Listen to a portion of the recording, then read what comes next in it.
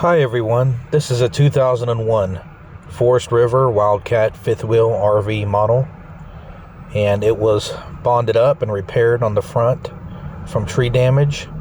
And this is a salvaged RV, so nothing on it worked except for the plumbing and electrical. The trailer had 4 broken windows.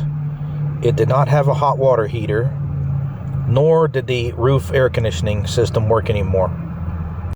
The previous owners were going to call a salvage yard to come and get it, so they actually gave it to me for almost nothing. And I lived in this trailer, believe it or not, for almost 3 weeks. Finally, after cleaning it out really good and being able to live in it very briefly, the RV park people found out that I was staying in it, so they approached me and demanded the $630 for rent, of which I didn't have.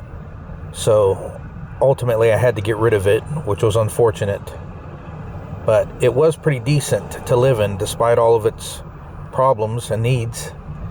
And the repair work that had been done from the tree damage made it into somewhat of a comfortable home that I got attached with for a little bit, especially as a homeless traveler, appreciating just anything to live in for the price that I got. And sadly, I had to get rid of it.